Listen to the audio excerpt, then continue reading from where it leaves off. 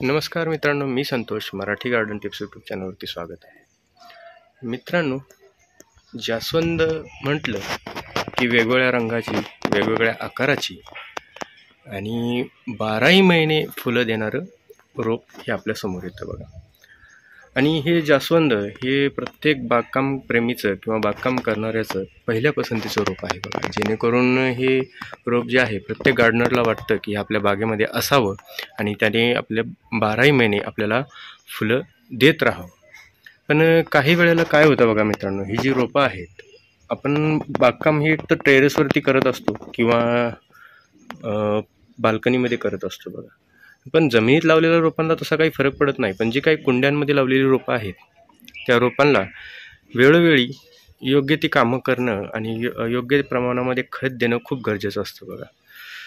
तर काही वेळेला काय होतं, ही जी रोपं आहेत ती खूप मोठी होतात आणि त्यावरती पानांचं प्रमाण खूप कमी होतं, फांद्या खूपच लांब लांब होत जातात आणि त्यावरती फुलंही येणं कालांतराने कमी होतं बघा. तर अशा वेळी काय केलं पाहिजे आणि या जास्वंदाची काय काळजी घेतली पाहिजे, तेच आपण या व्हिडिओमध्ये पाहणार आहोत. जून महिना चालू झालेला आहे आणि आपण पाहत आहोत की जास्वंदाची आपल्या टेरेस गार्डनची रोपं आहे, जी की त्याला आता नवीन पालवी फुटायला लागलेली आहे.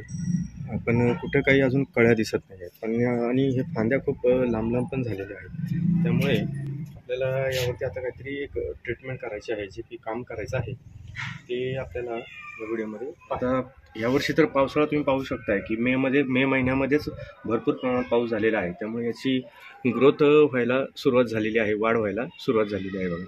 पण आता आपल्याला यावरती नवीन फांद्या पाहिजे आहेत आणि प्रत्येक फांदीवरती भरपूर कळ्या पाहिजे आहेत. तर यासाठी आपल्याला काय करायचं आहे की याची आपल्याला छाटणी करायची आहे.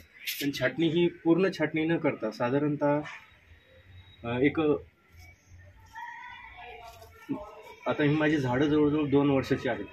तर या रोपांना साधारणतः 2 फुटाच्या वरती आपल्याला छाटणी करायची आहे, जेणेकरून इथून ज्या येणाऱ्या नवीन फांद्या आहेत, हे बघा, हे तुम्ही बघू शकताय.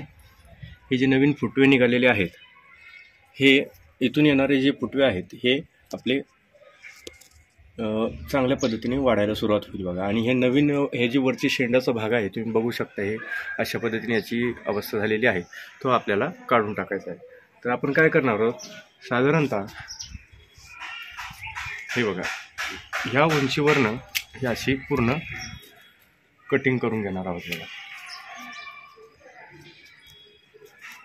आणि ज्या पातळ फांद्या आहेत, ज्या बारीक फांद्या आहेत, त्याही आपल्याला यामधून काढून टाकायच्या आहेत. कारण जेवढ्या फांद्या मजबूत असतील त्यावरती येणारी फुटंही चांगली येणार आहे आणि त्यावरती फुलंही भरपूर प्रमाणात येतील. अशा पद्धतीने आपले हे सगळे जास्वंदाचे रोप आपल्याला छाटणी करून घ्यायचे आहे.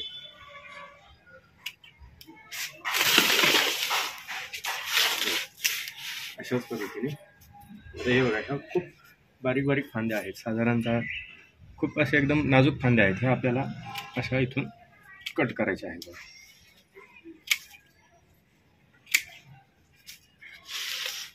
हे बघा,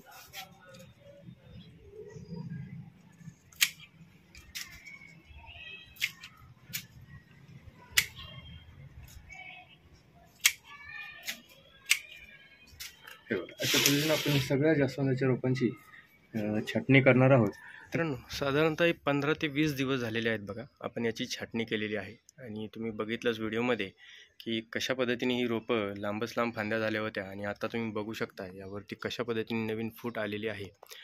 पण आता काय होत आहे, ही रोपं तर पालेदार झालीच आहेत, पण यावेळी आता यावरती जर योग्य प्रमाणात आणि योग्य ते खत नाही दिलं तर याला थोडंसं फुलं यायला वेळ लागेल बघा. आणि आपल्याला या रोपाला फुलं येणं आणि त्यासाठी याला खाऊ देणं खूप गरजेचं आहे बघा. तर आता आपण काय करणार आहोत आणि कोणत्या प्रकारची घरगुती खतं देणार आहोत ते आपण पुढच्या व्हिडिओमध्ये पाहणार आहोत मित्रांनो. यानंतर हा तो व्हिडिओ लगेच येणार आहे. तर या व्हिडिओमध्ये आपण जास्वंदाची कटिंग कशी करायची ते पाहिलेलं आहे. या व्हिडिओमध्ये एवढंच मित्रांनो. धन्यवाद. भेटूया पुढच्या व्हिडिओमध्ये.